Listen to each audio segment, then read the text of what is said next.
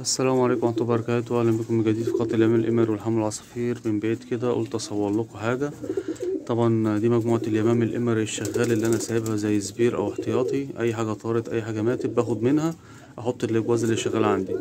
طبعا ما شاء الله تبارك الله، لقيت نتاية بيضة في الأكالة اهي اللي لسه قايمة اهي ومحضنة البيضة تحتيها.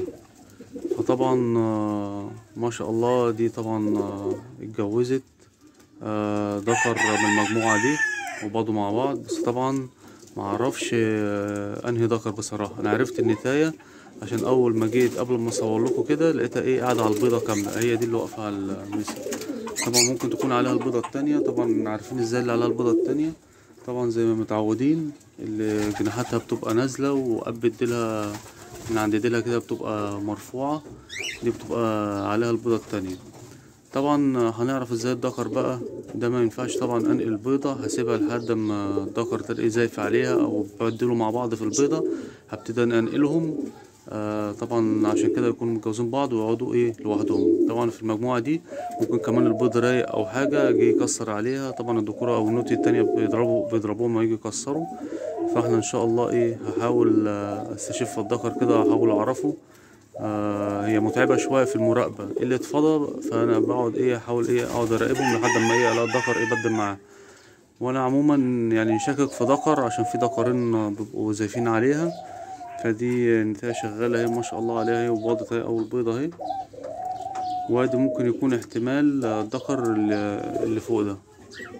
طبعا هتقول الدكر اللي واقف جنب البيضة، لأ الدكر ده شاب لسه نقله، حتى ريشه كان متقصف في ديله فشديت ريشه شديت ريش ديله بحيث اللي هو ايه يطلع منتظم يطلع كويس يطلع حلو يعني متساوي اهو. ديله متنطف خالص اهو. فلقيت الديل متكسر، لقيت منتوف كده فايه شديته لقيت بحيث اللي هو الديل ايه يطلع مظبوط.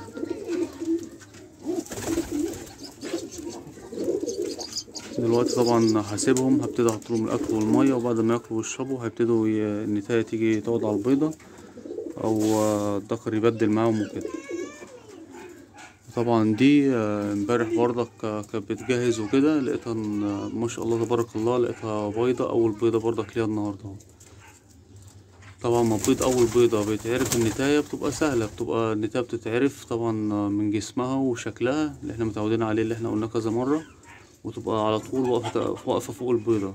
ممكن تتحرك شمال أو يمين مفيش أي مشكلة، بس إيه بترجع البيضة. طبعا الدكر بيسيبها خالص، بتلاقيه واقف على جنب، ممكن يزوف، ممكن تلاقيه واقف بياكل بيشرب وجسمه طبعا بيبقى مظبوط ملوش علاقة بالنتاية خالص. فتعرفوا برضك لو دكرة ولا حاجة بتلاقيه واقف إيه جنبها على طول. فطبعا هنسيبها كده لحد ان شاء الله اما نوفق الذكر بتاعها وننقلهم في قفص.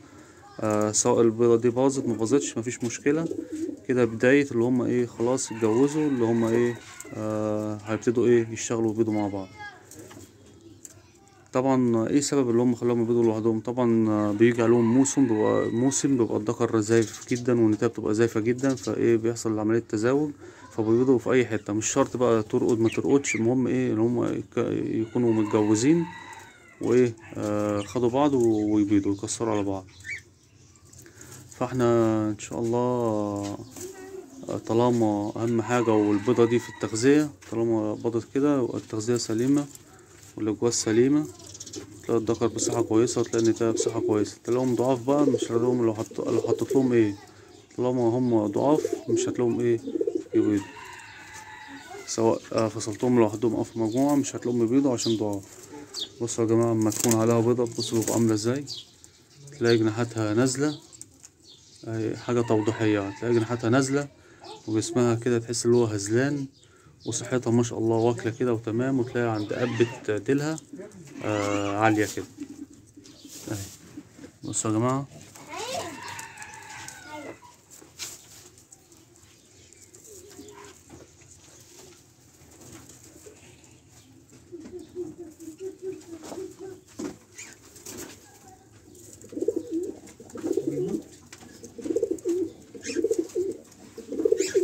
طبعا دي برضك هنبتدي نجيب لها شوية قش كده نرمهم لها بحيث اللي هي ايه تحضن تحتيها البيض. رميت لها شوية قش اهو، هتبتدي هي تنظم فيها.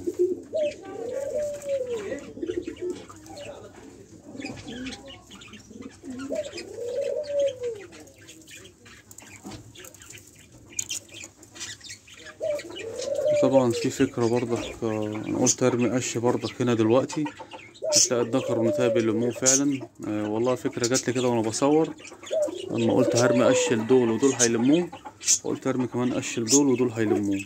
سواء انا اجيب قش، خليكم معايا. انا جبت شوية قش اهو، هبتدي ارميه كده اهو، اشوف بقى حاجة اسهل بقى على نفسي. هتلاقي الدكر والنتاية يبتدوا يلموا القش.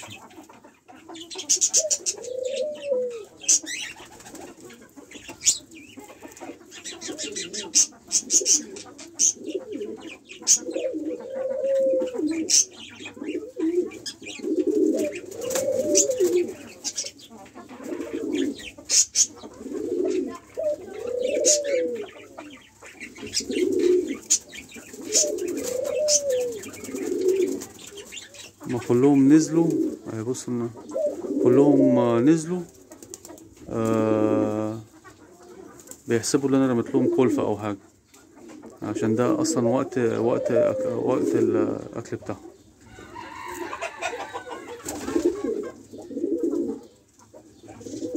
هو ده يا جماعة شكله الدكر اهو، وادي النتاية اللي في وشه اهي، ادي النتاية اهي، وادي الدكر اهو. الحمد لله رب العالمين، ربنا اكرمنا وفي الفيديو معاكم مباشر اهو. والله ولا اعرف، كنت اعرف الدكر والنتاية غير ما عرفت النتاية ما هي باضت. وعلى طبعا المبينات اللي على النتاية دي اللي عرفتها بيها. وادي الدكر او منزلهم بياكل بيحضن على البيضة. طبعا مفيش فرد تاني او دكر تاني او نتاية تانية هتبتدي تحضن على بيضتها، مفيش غير سبحان الله هي اللي بايض هو اللي تلاقيه حنين وتلاقيه بيحضن على بيض. طبعا هي مجموعة واقفة اهي من رميت القش، التانيين نزلوا عشان جوع، ما لقوش الاكل، بدأوا ينقروا في اي حاجة.